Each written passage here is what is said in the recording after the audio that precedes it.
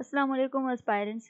Today we will discuss Islamic history and culture past paper 2022 और इस paper के हम 7 क्वेश्चन को डिस्कस करेंगे और हमारा फर्स्ट क्वेश्चन है डिस्क्राइब 3 मेन ब्लेसिंग्स ऑफ हजरत अबू बकर सिद्दीक रजी अल्लाह ताला अन्हु ऑन द उम्मा। हजरत अबू बकर सिद्दीक रजी अल्लाह ताला अन्हु के उम्मत पर 3 बड़े एहसानात बयान करें।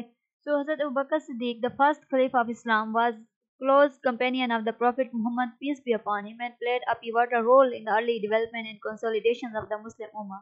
So his leadership and dedications to Islam brought several key blessings to the Ummah. हज़रत अबू बकर सिद्दीक रज़ी अल्लाह ताला अन्हु इस्लाम के पहले खलीफा और रसूल करीम सल्लल्लाहु अलैहि वसल्लम के करीबी साथी थे और उम्मत मुसलमा की इब्तदाई तरक्की और इस्तेकाम में उन्होंने अहम किरदार अदा किया। उनकी क़यादत और इस्लाम से वफादारी ने उम्मत के ऊपर कई बड़े एहसानात किए। Preservation of the Holi Quran, उन्होंने कुरान मजीद की हिफाजत की। जब वो खलीफा थे तो उन्होंने अपने दौर हुकूमत में कुरान मजीद की हिफाजत का जिम्मा उठाया था और आप सल्लल्लाहु अलैहि वसल्लम की वफ़ात के बाद कई जो यानी हाफिज़ कुरान थे वो जंगों में शहीद हो गए थे। तो हज़रत अबू बकर सिद्दीक ने कुरान मजीद को तहरीरी शक्ल में महफूज करने की अहमियत को समझा और उन्होंने इसकी तदवीन का हुक्म भी दिया था। तो ये काम उनके दौरे खिलाफत में मुकम्मल हुआ था, जिसने कुरान की हिफाजत को यकीनी बनाया और उसे आने वाली नस्लों के लिए महफूज कर दिया। देन फीम लीडरशिप ड्यूरिंग क्राइसिस, बहरान के दौरान उनकी मजबूत क़यादत होती थी। रसूल करीम सल्लल्लाहु अलैहि वसल्लम की वफ़ात के बाद उम्मत मुसलमा बिखर रही थी और मुख्तलिफ मसाइल का सामना था मुसलमानों को। जैसे कुछ कबाइल थे वो ज़कात देने से कुछ कबाइल ने इनकार कर दिया था और कुछ में झूठे नबियों का ज़हूर शुरू हो गया था और हज़रत अबू बकर सिद्दीक रज़ी अल्लाह ताला अन्हु ने मजबूती से क़यादत की और ऐसे फैसले किए जिन्होंने उम्मत के इत्तेहाद और ताकत को बरकरार रखा और उनकी क़यादत ने उम्मत को तकसीम होने से बचाया और इस्लाम की भी उन्होंने हिफाजत की। तो नेक्स्ट है एक्सपेंशन ऑफ इस्लाम। सो हज़रत अबू बकर Siddique initiated military campaigns against the Persian and Byzantine empires by which eventually led to the expansion of Islam beyond the Arabian Peninsula. So his efforts laid the foundations for the spread of Islam across vast regions along the message of Islam to reach more people. तो हज़रत अबू बकर सिद्दीक ने यानी इस्लाम को फ़रोग़ दिया, इस्लाम को फैलाया अपने दौर हुकूमत में। उन्होंने फ़ारस और बाज़नतीनी सल्तनतों के खिलाफ फौजी कैंपेन्स का आगाज़ किया जिससे इस्लाम जज़ीरा नुमा अरब से बाहर तक फैल गया और उनकी कोशिशों ने इस्लाम के पैगाम को वसी इलाकों तक पहुँचाने की बुनियाद भी रखी और बहुत से लोगों तक इस्लाम को पहुँचाने में मदद की। So Hazrat Abu Bakr Siddiq Anhu contributions to the preservation of the Quran, his strong leadership and his role in expansion of Islam were monumental blessings for the Ummah. So Hazrat Abu Bakr Siddiq anhu का कुरान मजीद की हिफाजत, उनकी मजबूत क़यादत और इस्लाम की तौसीह में जो किरदार था वो उम्मत मुसलमा के लिए बहुत बड़े एहसानात थे जिन्होंने इस्लाम को महफूज किया और मुस्तहकम करने में अहम किरदार अदा किया। तो ये कुछ चंद हमने उनकी खसूसियात और जो एहसानात उन्होंने किए उम्मत के ऊपर हमने डिस्कस किए हैं। तो नेक्स्ट हमारा क्वेश्चन है कि describe the सैलेंट features of Umayya period, खिलाफत बनो उमैया के अहम खसूसियात बयान करें। सो मुख्तसर इसको भी बयान करते हैं कि खिलाफत बनो उमैया की कौन सी नुमाया खसूसियात थी। तो खिलाफत बनो उमैया 661 से 750 ईस्वी तक थी और इस्लामी तारीख की ये दूसरी बड़ी खिलाफत थी जो खिलाफत राशिदा के बाद कायम हुई थी। So it was marked by significant developments in governance, culture and expansion of the Islamic empire. और इस दौर में हुकूमत, सकाफत और इस्लामी सल्तनत की वसअत में नुमाया तरक्की हुई थी। Then expansion of the Islamic empire, इस्लामी सल्तनत की वसअत, the Umayyad period witnessed vast territorial expansion stretching from Spain in the west to India in the east. So this expansion helped to spread Islam and integrated the vast regions under a unified political system. इस्लामी सल्तनत को वसअत मिली, वसी हुई इस्लामी सल्तनत बनो उमैया के दौर में तो जो मगरब में स्पेन से लेकर मशरक में हिंदुस्तान तक फैली थी और इस तोसी ने इस्लाम के फ़रोग़ और मुख्तलिफ इलाकों को एक मुत्तहिद सियासी निज़ाम के तहत लाने में अहम किरदार अदा किया। तो नेक्स्ट है हम डिस्कस कर लेते हैं उनके मरकज़ी निज़ाम हुकूमत को कि किस तरह का उनका निज़ाम हुकूमत था। उमैया का बनो उमैया ने एक मजबूत मरकज़ी निज़ाम हुकूमत कायम किया था और इनका जो दारुल हुकूमत था वो दमिश्क था और उन्होंने एक मौसर ब्यूरोक्रेसी कायम की थी। उन्होंने गवर्नर कायम किए थे and collecting taxes taxes systematically मुनज़्ज़म तरीके से टैक्स वसूल किए और इससे उनकी वसीर सल्तनत का इंतज़ाम जो था वो बेहतर इंतज़ाम मुमकिन हुआ। सो Arabic as a official language, इसके अलावा उनके दौर में अरबी को सरकारी ज़बान का दर्जा दिया गया था। बनु उमैया के दौर का एक अहम कारनामा है वो अरबी को सल्तनत की सरकारी ज़बान के तौर पर प्रमोट करना। So this helped unify the diverse populations under one linguistic and cultural system, and it played a crucial role in the spread of Islamic culture. इसने मुख्तलिफ अक़वाम को एक मुश्तरका लसानी और सकाफ़ती निज़ाम के तहत लाने में मदद दी और इस्लामी सकाफ़त के फ़रोग़ में भी अहम किरदार अदा किया। सो नेक्स्ट है आर्किटेक्चरल डेवलपमेंट। इस दौर की मेमार की तरक्की किस तरह से हुई मेमारी की, तो बनु उमैया ने इस्लामी फ़न तामीर में काफ़ी खिदमत सर अंजाम दी। उन्होंने यरूशलेम के अंदर क़िबतुल सुखरा और दमिश्क में जामे मस्जिद जैसे मशहूर तामीरात बनवाई थी, जो इनके यानी के दौर की शान शौकत को, फ़न तामीर की जो असमत है इसको ये ज़ाहिर करती हैं। देन हेरिडेटरी जो यानी विरासती जो बादशाह थी, अनलाइक द अर्ली खलीफा, तो Umayyad established a hereditary monarchy passing leaderships within the Umayyad family. So this marked the shift from the previous system of choosing Khalifa through consultation. तो बनु उमैया के ने खिलाफत में विरासती निज़ाम मुतारिफ कराया, जिसमें क़यादत को बनु उमैया के ख़ानदान में मुंतकिल किया गया और ये पिछले निज़ाम से मुख्तलिफ था, ठीक है, जहाँ खुलफा का इंतखाब जो था वो मशावरत के ज़रिए किया जाता था। सो ये कुछ पॉइंट्स थे बनु उमैया के दौर हुकूमत में जो उन्होंने ये इनिशिएटिव्स दिए थे अपनी हुकूमत के दौरान, यानी मेमारी की तरक्की उन्होंने दी, आर्किटेक्चरल डेवलपमेंट से उनके दौर में विरासी बादशाह थी, अरबी को सरकारी ज़बान कहा गया, मरकज़ी निज़ाम हुकूमत उनका बहुत बेहतर था, इस्लामी सल्तनत को उन्होंने वुसअत दी हुई थी। तो the Umayya period was crucial in shaping the early Islamic empire. खिलाफत बनु उमैया का दौर इस्लामी सल्तनत की तश्कील में बहुत अहम रहा। इस दौर में इस्लामी फतूहात, मरकज़ी निज़ामी हुकूमत और सकाफ़ती तरक्यात ने इस्लामी तहज़ीब के ऊपर काफ़ी गहरे असरात छोड़े जो आज तक महसूस किए जाते हैं। सो नेक्स्ट हमारा क्वेश्चन है, give a comparison between Islamic शूरा and present day democratic system. सो इस्लामी शूरा और मौजूदा जमहूरी निज़ाम के दरमियान कंपैरिजन करें। इस्लामी शूरा में इनके मशावरत और जदीद जमहूरियत दोनों में जो इज्तिमाई फैसले करने का अमल है ये शामिल है, लेकिन इनके असूल, इनके तरीक़ाकार और मकासद में वाज़ेह फ़र्क है।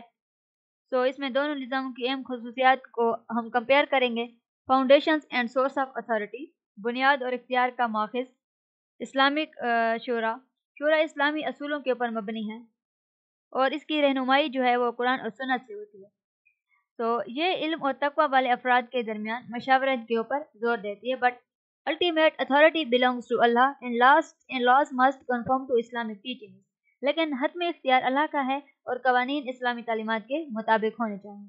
और डेमोक्रेटिक सिस्टम, जमहूरी निज़ाम क्या है? डेमोक्रेसी में इख्तियार अवाम से आता है जो अपने रहनुमाओं और अपने नुमाइंदों का इंतखाब करते हैं और कवानीन और फैसले वाले अक्सरियत की राय की बुनियाद के ऊपर फैसले किए जाते हैं जो अक्सर मुबनी यानी के मजहबी हदायत से आज़ाद होते हैं।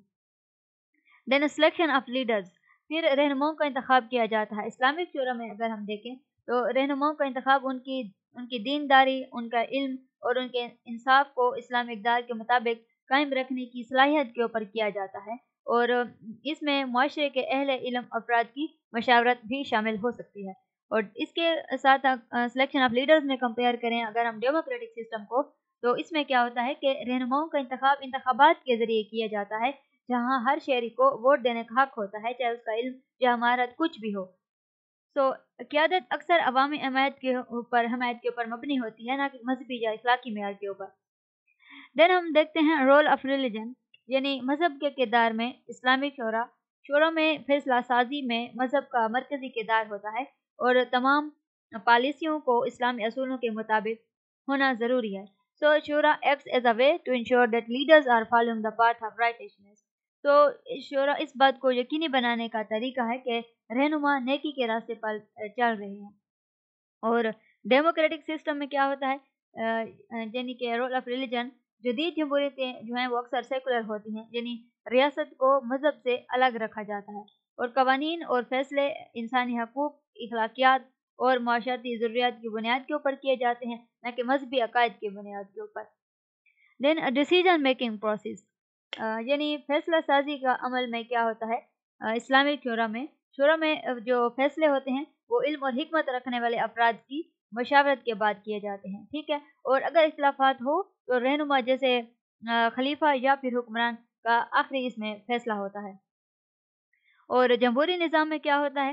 جمہوریتوں میں فیصلے اکثریتی ووٹ کے ذریعے کیے جاتے ہیں، جہاں ہر نمائندے یا شہری جو ہوتے ہیں وہ ان کے شہری کی جو رائے ہوتی ہے وہ برابر اہمیت رکھتی ہے، اور رہنما آئین اور ملک کے قوانین کے پابند ہوتے ہیں۔ تو جی ہم نے کمپیریزن کیا ہے اسلامک شورا اور ڈیموکریٹک سسٹم کو۔ تو اسلامی شورا اور جدید جو جمہوریت میں مشاورت کی اہمیت ہے وہ ایک جیسی ہے، یعنی دونوں یہ خصوصیت دونوں نظام کے اندر پائی جاتی ہے، لیکن ان کے رہنما جو اصول ہیں یا مذہب کا کردار ہے اور رہنما کے انتخاب کے طریقے ہیں، ان کے اندر فرق ہے۔ تو while democracy focuses on the will of the people، جو شورا ہے وہ اسلامی تعلیمات کے اوپر مبنی ہوتی ہے، جبکہ جمہوریت عوام کی مرضی کے اوپر زور دیتی ہے۔ اور نیکسٹ ہمارا کوشچن ہے explain the impact of Islamic civilisations on the western world. Impact of Islamic civilization on the Western world. Islamic civilizations made a significant contributions to the development of the Western culture, science, and society, particularly during the Middle Ages. The interactions between the Islamic world and Europe had a lasting impact on the various fields. تو question ہے کہ اسلامی تہذیب کا مغربی دنیا کے اوپر اثرات بیان کرے۔ مغربی دنیا پر اسلامی تہذیب کے اثرات جو ہیں، اسلامی تہذیب نے مغربی ثقافت، سائنس اور معاشرت کے اوپر خاص طور پر قرون وسطیٰ کے دوران نمایاں اثرات مرتب کیے ہیں۔ اسلامی دنیا اور یورپ کے درمیان تعامل نے مختلف شعبوں میں دیر پا اثرات چھوڑے ہیں۔ اس میں ہم دیکھتے ہیں advancement in science and medicine, Islamic scholar preserved expanded upon the works of ancient Greek, Roman and Persian scientists. ان کی ہم کی کنٹریبیوشنز کو دیکھیں گے، یعنی سائنس اور طب کے میدان میں جو ڈیولپمنٹس ہوئی، ایڈوانسمنٹس ہوئی، اس میں اسلامی علماء نے قدیم یونانی، رومی اور فارسی سائنسدانوں کے کام کو محفوظ کیا اور اس میں مزید وسعت دی تھی۔ تو اب ہم ڈسکس کرتے ہیں ان کے کنٹریبیوشنز کو۔ میڈیسن میں کے اندر جو اسلامی طبیب تھے جیسے ابن سینا تھے اور الرازی تھے، تو انہوں نے اہم طبی کتابیں لکھی اور جو بعد میں یورپی یونیورسٹیوں میں بھی پڑھائی گئیں۔ اور اس کے علاوہ ایسٹرونومی کے اندر اسلامی فلکیات دانوں نے ستاروں کے مطالعے میں اہم کردار ادا کیا، اور آلات جیسے یعنی اس کے اندر آلات ہے ایسٹروبل، تو اس کو بہتر بنایا، جس سے یورپی بحری سفر میں مدد ملی۔ جب ہم دیکھتے ہیں انفلوئنس آن میتھمیٹکس، ریاضی کے اوپر اثرات، تو اسلامی جو ریاضی دان تھے، یعنی ریاضی دانوں نے ریاضی کے میدان میں اہم انقلابی خدمات انجام دی ہیں، خاص طور پر الجبرا کا لفظ جو ہے یہ عربک ایک ٹرم ہے، الجبرا سے نکلا ہے اور جسے الخوازمی نے انٹروڈیوس کروایا تھا۔ And this mathematical field became essential for later European scholars, اور یہ ریاضی کا شعبہ بعد میں یورپی علماء کے لیے لازمی بن گیا تھا۔ دین عربک نومیریلز، پھر عربی ہندسے آئے، یعنی عربی ہندسو خاص طور پر صفر کے تصور کو اپنانا، اور رومی ہندسو کے مشکل نظام کی جگہ لے آیا، جس سے مغرب میں ریاضی میں انقلاب آیا۔ Then cultural and architecture influence, ثقافتی اور معماری اثرات، Islamic art, literature and architecture inspired European styles, notable influence include architecture, literature and فلسفی۔ اس میں جو فن تھا، ادب اور فن تعمیر ہے، اس نے یورپی طرز کو متاثر کیا ہے، اس میں کافی اس کے نمایاں اثرات بھی شامل ہیں۔ اس میں فن تعمیر ہے، یعنی اسلامی طرز کے گنبد، اس کے علاوہ محراب اور پیچیدہ جیومیٹرک ڈیزائن یورپی عمارتوں میں دیکھے جا سکتے ہیں، خاص طور پر اسپین میں، مثال کے طور پر الحمرا کا جو محل ہے۔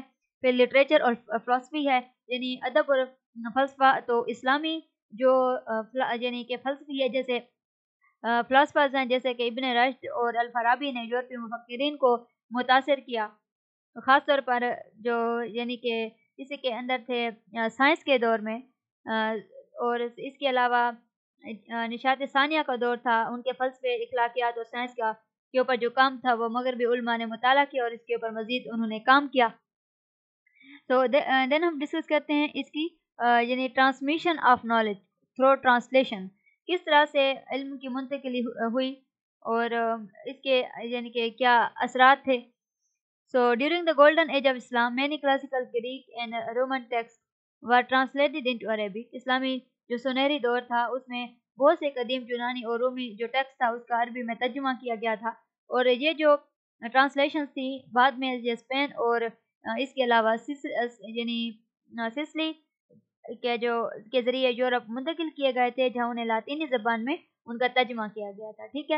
اور یہ جو علم کا بہاؤ تھا، اس نے یورپ میں جو کہ آغاز کیا، یعنی کہ جو یورپین نشاط ثانیہ تھی یا سائنس کے آغاز میں اس نے مدد کی۔ So Islamic civilizations had a profound impact on the Western world through its contributions to science, mathematics, medicine, architecture, and philosophy. So these influences laid the foundations for many advancements in Europe, especially during the Renaissance and beyond. So اسلامی تہذیب نے مغربی دنیا پر science, ریاضی، طب، فن تعمیر اور فلسفہ میں اہم اثرات چھوڑے ہیں، ٹھیک ہے۔ اور ان اثرات نے یورپ میں کئی ترقیات کی بنیاد بھی رکھی، خاص طور پر جو سائنس کے دور اور اس کے بعد کے ادوار کے دور میں۔ اس کے بعد ہے نیکسٹ ہمارا کوسچن کہ how Islam reached and spread in the subcontinent, explain with the references. اسلام بر صغیر میں کیسے پہنچا اور پھیلا، تو اس کی وضاحت کریں۔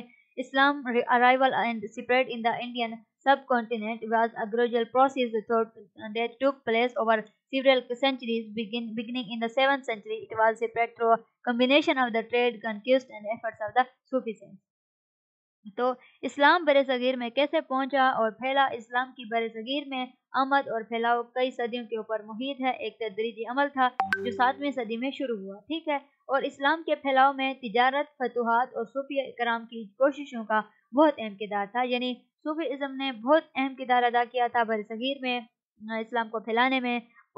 بہت سارے جو صوفی کرام تھے وہ اس وقت کے یعنی معروف اور مشہور صوفی کرام تھے، جنہوں نے اپنا رول پلے کیا صوفیزم کے تھرو اسلام کو پھیلانے میں۔ تو بہت سے یعنی کہ لوگ ان کے مرید ہوتے تھے اور ان کے تعلیمات سے متاثر ہوتے تھے اور اسلام قبول کر لیتے تھے۔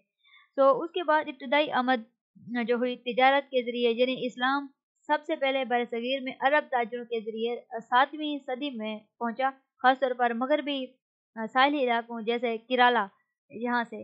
اور یہاں پر ان تاجروں نے مقامی حکمرانوں اور برادریوں کے ساتھ پرامن تعلقات بنائے تھے، helping to introduce Islamic teachings, اور جس سے اسلامی تعلیمات کا تعارف ہوا۔ سو مسلمان تاجروں کے اثر و رسوخ نے مستقبل میں اسلامی پھیلاؤ کی بنیاد رکھی تھی۔ دین کنکویسٹ بائی محمد بن قاسم۔ پھر محمد بن قاسم کی فتوحات کا ہم جائزہ لیتے ہیں، جو کہ 711 عیسوی میں ہوئی تھی۔ تو بر صغیر میں پہلی اہم اسلامی فتح جو 711 عیسوی میں ہوئی تھی، جب اموی جنرل محمد بن قاسم نے سندھ، جو کہ اب موجودہ پاکستان ہے، اس میں فوجی یعنی کمپینز کی قیادت کی تھی۔ So his conquest of Sindh marked the beginning of Muslim political influence in the region, which facilitated the spread of the Islam. تو سندھ کی فتح سے بر صغیر میں مسلم سیاسی اثر و رسوخ کا آغاز ہوا، جس نے اسلام کے پھیلاؤ کو آسان بنایا۔ دین رول آف صوفی سینٹس۔ صوفی کرام کا کیا کردار تھا بر صغیر میں اسلام کے پھیلانے میں؟ تو بر صغیر میں اسلام کے پھیلاؤ میں صوفی کرام کی کوششوں کا اہم کردار رہا، جنہوں نے پرامن اور روحانی طریقے سے اسلامی تعلیمات کی تبلیغ کی۔ ان کے اندر مختلف سلسلے تھے، یعنی چشتیہ اور سہروردیہ جیسے صوفی سلسلوں نے محبت، روحانیت اور ہمانگی کے اوپر زور دیا، تو لوگوں کو اسلام کی طرف راغب کیا۔ ان کا جو پیغام تھا وہ عوام کو خاص طور پر پنجاب، بنگال اور دکن کے علاقوں میں بہت پسند آیا۔ اور اس کے علاوہ مسلم سلطنتیں اور حکمران جو تھے، مسلمان حکمران جیسے دہلی سلطنت تھی، مغل سلطنت تھی، تو اس میں بر صغیر میں اسلام کے پھیلاؤ کو مزید فروغ دیا تھا۔ ان کا بنیادی مقصد کیا تھا کہ سیاسی حکمرانی، تو اس کے علاوہ لیکن انہوں نے اسلامی ثقافت کو، فن تعمیر کو، تعلیم کو بھی فروغ دیا تھا، اور ان کے دور حکومت میں مقامی لوگوں نے سماجی، معاشی اور روحانی وجوہات کی بنا کے اوپر اسلام قبول کیا تھا۔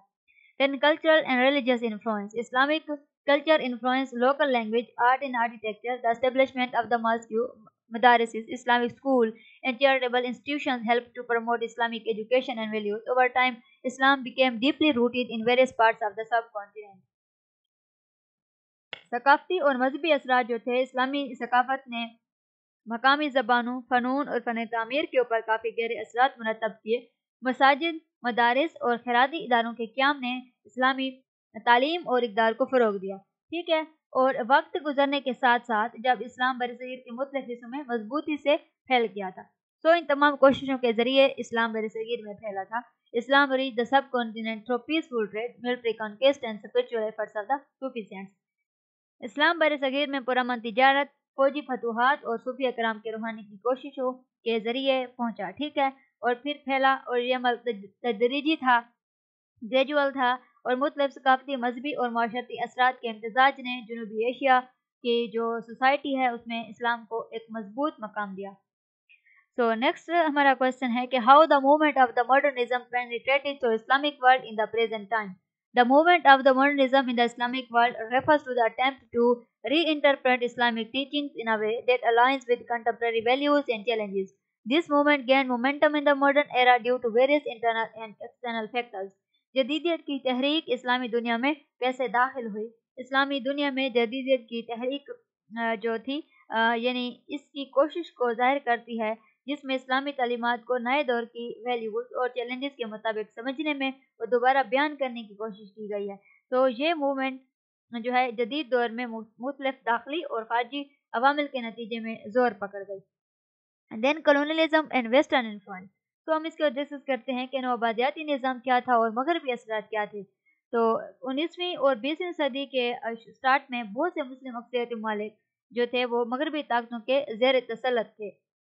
तो इस नौआबादियाती दौर के अंदर मुसलमानों को मगरबी ख्यालात जिस तरह से हुक्मरानी और साइंस और तालीम के साथ यानी उनका वास्ता पड़ा था, तो इससे इस्लामी दुनिया में जदीदियत की सोच में इजाफा हुआ और intellectuals begin to advocate for reforming Islamic thought.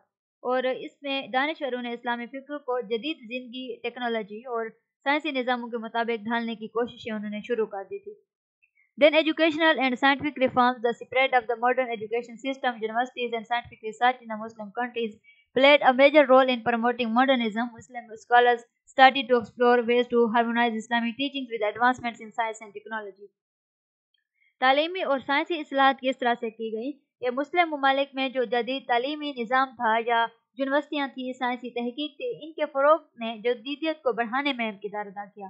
ठीक है, और मुस्लिम उलमा ने इस्लामी तालीमात को साइंस और टेक्नोलॉजी की तरक्यात के साथ आमान करने के तरीक़ों को यानी कि शुरू किया. और जमालुद्दीन जो अफ़गानी थे और इसके अलावा मोहम्मद अब्दा जैसे शख्सियात ने इस्लामी फ़िक्र की अज़ सरनो तशरीह की हमायत की, जो तनकीदी सोच और साइंसी तरक्की को फ़रोग़ देती थी.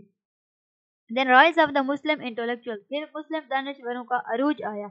मॉडर्न एरा के अंदर मुस्लिम दानिशवरों और मुसलहीन सामने आए थे, रिफॉर्मर सामने आए थे, जिन्होंने इस्लाम को जदीद वैल्यूज़, जदीद अक़दार जैसे जमहूरियत, इंसानी हकूक़ एंड जेंडर इक्वलिटी और सिनफी मसावात के साथ हमांग करने की कोशिश की. इसके अलावा सैयद अहमद ख़ान जैसे मुफक्किरीन ने बरसगीर में तालीम और साइंसी जुस्तजू की अहमियत को मुसलमानों की तरक्की के लिए अहम करार दिया. देन फोर्थ पॉइंट हम इसमें डिस्कस करते हैं ग्लोबलाइजेशन एंड कम्युनिकेशन को.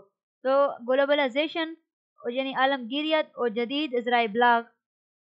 तो इंटरनेट और सोशल मीडिया ने मुसलमानों को आलमी नज़रियात के करीब कर दिया है. इसने जदीदियत की जो फ़िक्र है उसको तेज़ किया है, क्योंकि मुसलमानों को मुख्तलिफ नुक्ता नज़र तक रसाई हासिल हो गई है. सो जिससे इस्लामी इस्लाहात, सिनफी किरदार और सियासी शिरकत के हवाले से खुली यानी बहसें मुमकिन हुई हैं, ओपन डिस्कशंस मुमकिन हुई हैं. Then political and social movements. तो अब हम डिस्कस करते हैं इसके सियासी और समाजी तहरीकों को. तो कई मुस्लिम अक्सरियती ममालिक में जदीदियत के नज़रियात सियासी और समाजी तहरीकों का हिस्सा बन चुकी हैं.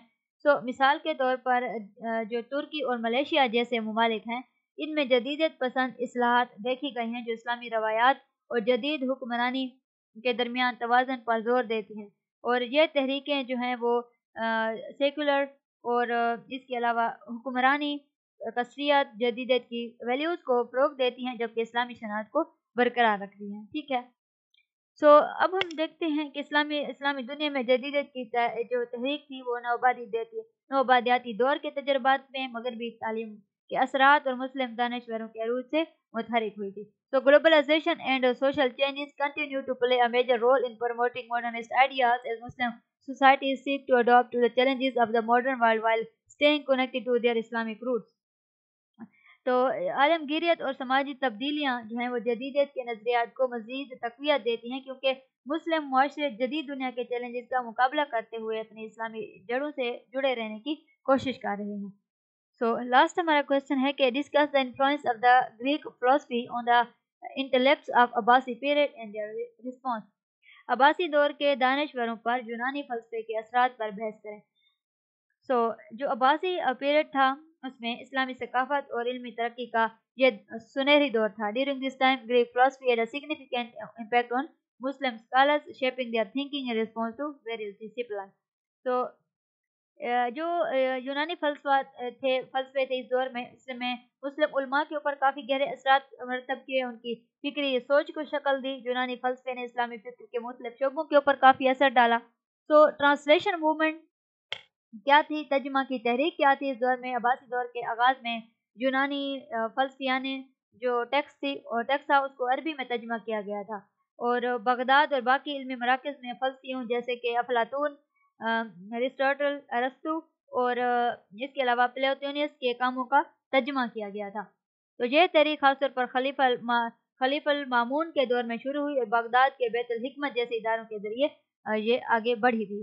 So translations made these texts accessible to Muslim scholars, laying the groundwork for further intellectual exploration.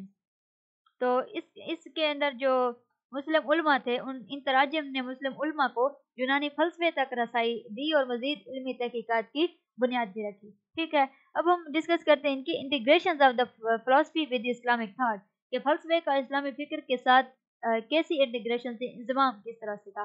تو مسلم فلسفیوں نے یونانی فلسفے کو اسلامی تعلیمات کے ساتھ جوڑنے کی کوشش کی۔